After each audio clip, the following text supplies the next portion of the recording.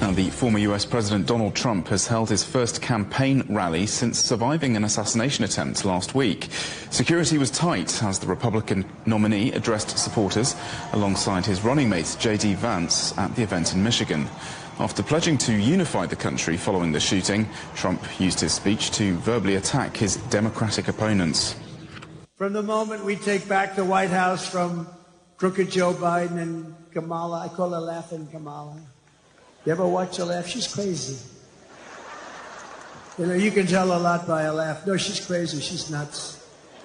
She's not as crazy as Nancy Pelosi. Crazy girls. Did you see Nancy Pelosi is selling out Biden now? Did you see? She turned on him like a dog.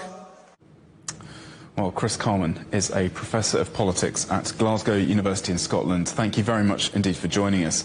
So there were hints after the former president's brush with death that he might strike a more unifying tone, but it didn't last very long, did it?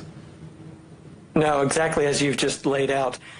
He did say that he was rewriting his speech to emphasize unity and to try to bring the country together after the attempted assassination on his life. But as you point out, in his speech and in the many speeches that preceded him over the several nights before he spoke, fairly quickly the tone returned back to a very combative element where they attacked the Democrats and really tried to bring down the Democratic Party. Did we learn anything else from Donald Trump's first rally on Saturday? Well, one of the things that they've done is they've started to emphasize a bit more of the populist message that Trump has been associated with for some time. But now that he's selected J.D. Vance as his running mate, we've seen even more attempts to bring out this populist message to sort of emphasize this idea that they're in it for the working class. And trying to reshape his message a little bit. He, for instance, went on the attack against what's called Project 2025, which is a very right-wing think tank element where they're trying to bring out very, very far-right conservative policies. Trump went and said that those were too severe and too far to the right. So Trump is trying to soften his message a little bit, but he can't stop himself from going on the attack. So the current president, Joe Biden, is hunkered down at Rehoboth Beach with COVID still. Signs are that he's digging in against these top-drawer Democratic voices, pressuring him to bow out. But how much longer can this last?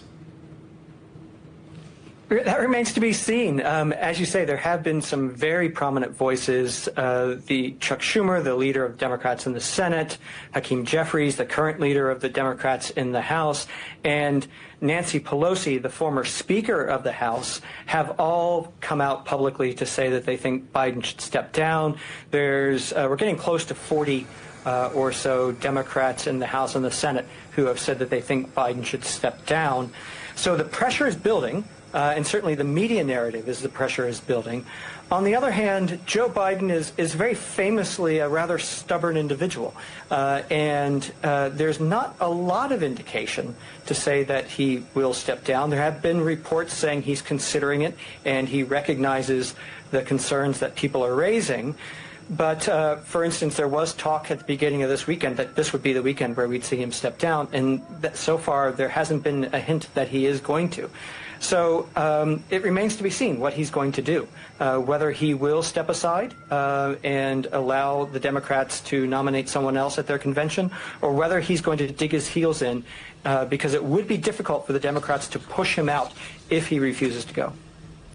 Well, all very fascinating. Thank you very much indeed for sharing your thoughts with us. Professor Chris Carman from Glasgow University. Many thanks.